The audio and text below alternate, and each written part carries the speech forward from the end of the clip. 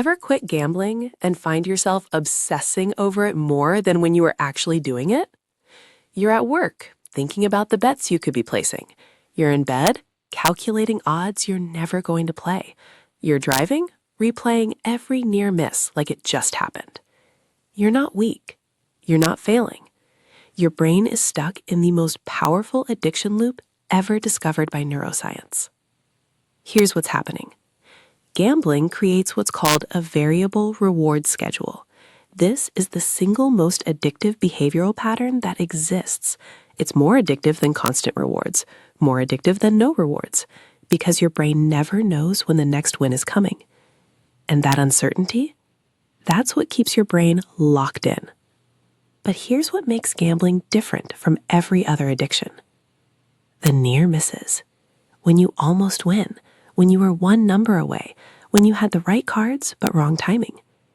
Your brain treats a near miss the same way it treats an actual win. It releases dopamine, it creates excitement. It tells you you were so close, try again. But you didn't win, you lost. And that gap between what your brain felt and what actually happened, that's what creates the obsession. So when you quit gambling, your brain doesn't just stop. It keeps running the calculations, it keeps replaying the near misses, it keeps searching for patterns that were never really there.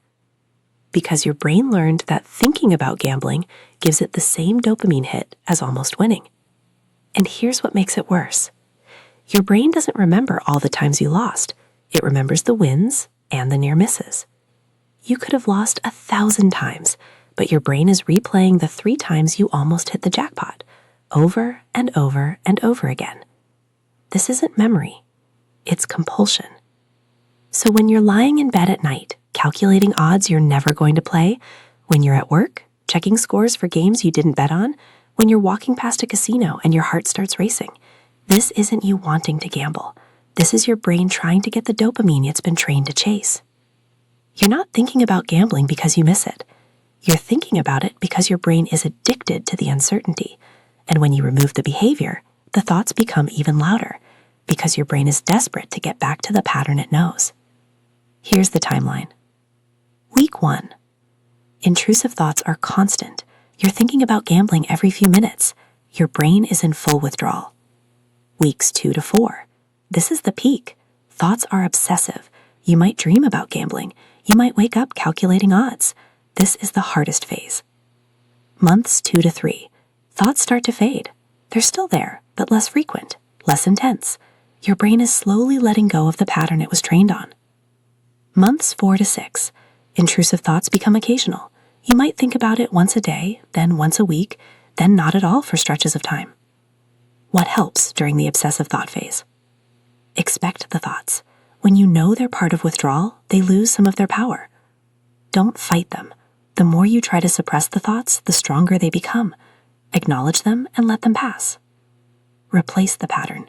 Your brain needs something uncertain to chase. Give it puzzles, strategy games, learning new skills, anything with unpredictable rewards that isn't gambling. Avoid triggers. Don't check scores, don't watch games, don't go near casinos. Every exposure resets the clock. And remember, thinking about gambling after you quit doesn't mean you're going to relapse. It means your brain is still processing the addiction it was trained on. The thoughts will fade, but it takes time. So if you can't stop thinking about gambling after you quit, you're not failing. You're just withdrawing from the most addictive behavioral pattern neuroscience has ever studied.